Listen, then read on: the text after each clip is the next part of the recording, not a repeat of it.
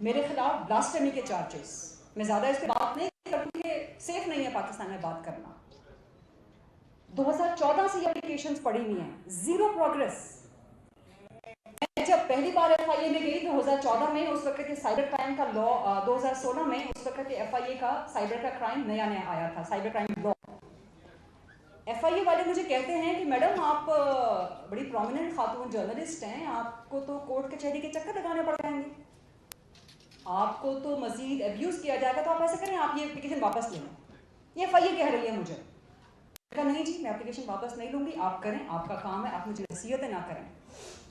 6 مہینے بعد میرا وہ کیس وغیرہ سارا پروو ہو گیا کہ جنہوں نے کیا تھا وہ گلٹی تھے, انہوں نے گلٹی ایڈمٹ بھی کر لیا.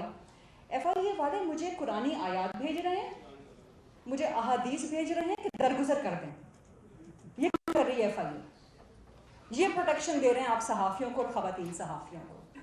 سو coming back to the same point کہ ایک تو اس کو ٹرولنگ نہ کہیں, اس کو violence against journalist and specific gender based violence against female journalist, اس کو خدا کے لیے میری اپیل ہے آپ سے ریکگنائز کریں, انڈرسٹینڈ کریں, اور اس کو اسی طرح سے, مجھے نہیں معلوم کہ پی ایف یو جی کے کانسٹیٹیوشن میں یا مینیفیسٹو میں اس کو ایڈ کیا گیا کہ نہیں, بٹ صاحب میری آپ سے ریکویسٹ ہوگی اس کو انشور کروائیں, کیونکہ جس طرح سب نے گزارش کی, میرے تمام اساتذہ نے اس سے پہلے فرمایا بھی یہاں پر, کہ ایک کنونشنل جرنلزم سے انکنونشنل ماڈرنائزڈ جرنلزم کی طرف ہم جا رہے ہیں.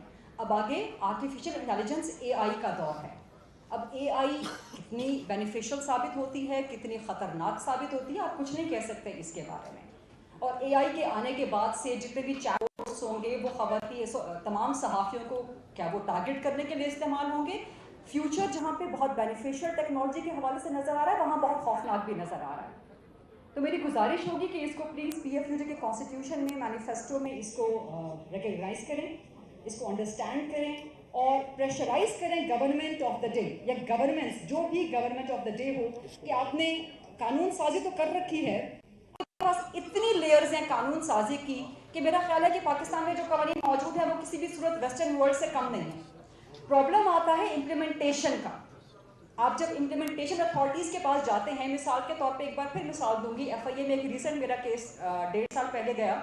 انہوں نے کہا کہ جی 1 یا 1.5 سال پہلے انہوں نے کہا جی اسلام آباد ہائی کورٹ نے تو ڈیفیمیشن کی جو کلازز ہیں وہی مائنس کر دی ہیں, تو ہم تو اس پہ کام ہی نہیں کر سکتے. آپ کی اپلیکیشن میں ہم ڈیفیمیشن لگا ہی نہیں سکتے, ہمارے تو ہاتھ باندھ دیے ہیں اسلام آباد ہائی کورٹ نے. سو ایک ادارہ دوسرے ادارے کی طرف پھینکتا ہے, دوسرا تیسرے کی طرف, پنگ پونگ بنا رکھا ہے, کوئی جسٹس کوئی چیز نہیں ملتی. اور میں چونکہ میرا نام سبھی جانتے ہیں, مہربانی ہے میرے سینئر کالیگس کی اور میرے کنٹمپرری کالیگس کی, میں جب بھی ان سے ریکویسٹ کرتی ہوں, بٹ صاحب سے ریکویسٹ کی, زیدی صاحب کو ڈسٹرب کرتی ہوں, ارشد نصاری صاحب کو ڈسٹرب کرتی ہوں, جب بھی میرے خلاف کیمپین چلتی ہے, they always stand with me, issue کرتے ہیں اپنی اسٹیٹمنٹس, ٹیک اپ کرتے ہیں, اس کو I am really grateful for that. لیکن بہت سی خواتین صحافی مجھے ملتی ہیں کہ جو آن اسکرین نہیں آتی, بیہائنڈ دا کیمرہ کام کرتی ہیں, ان کے لیے کون کھڑا ہوگا؟ ان کی شکایت یہی ہے. ایک تو وہ بات ہی نہیں کر سکتی, بیچاری گھبرا جاتی ہیں, ایک کے خلاف اٹیک ہوتا ہے, باقی 10 خواتین ڈر جاتی ہیں.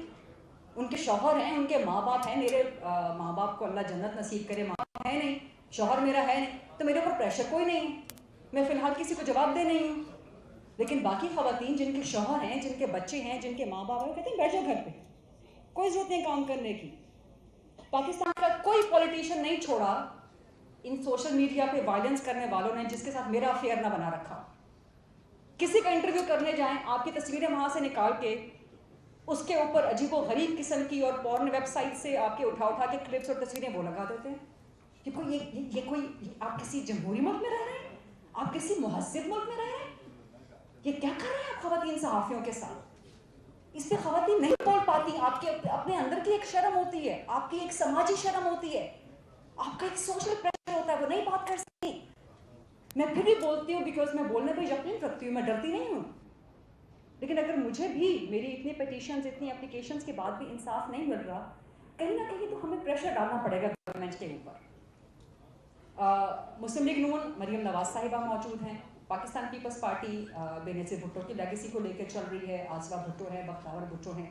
پاکستان تحریک انصاف کے اندر بڑی زبردست خواتین موجود ہیں, سومت سو کے سابقہ خاتون اول بشرا بی بی. یہ تمام خواتین خود بھی فیس کرتی ہیں یہ سارے اٹیکس. وومن جرنلسٹ اگر فیس کر رہی ہیں تو فیمیل پولیٹیشینز یا اگر وہ نہیں بھی ہیں سیاست میں تو وہ بھی فیس کر رہی ہیں. اگر کسی طرح سے ان کی وہ کسی کی بیوی ہیں, کسی کی بہن ہے, کسی کے گھر کے تعلق رکھتی ہیں, اس کے باوجود کوئی باتیں سب کرتے ہیں, قوانین سب موجود ہیں, عمل کیوں نہیں کرواتے؟ سو اس کو بھی میں ریکویسٹ کروں گی کہ باقی سب چیزوں کے ساتھ میں بات اپنی مختصر کروں گی. اس کو پلیز ایک تو ٹیسٹ کیس ان چیزوں کو بنایا جائے, بڑی سنجیدگی کے ساتھ اس ایشو کو لیا جائے, پلس خواتین کی شرکت کو بٹ صاحب یقینی بنائیں, کسی بھی طور پابند کریں میڈیا اداروں کو کہ وہ ایکول اپرچونیٹیز دیں خواتین صحافیوں کو ہائرنگ کے حوالے سے, اور جو ایک پے گیپ ہے, جو ویج گیپ ہے ایک مرد صحافی ایک خاتون صحافی کی تنخواہ میں, اس کو بھی ذرا ایڈریس کریں. بہت مہربانی, بہت شکریہ. بہت شکریہ غریزہ. اوکے, میں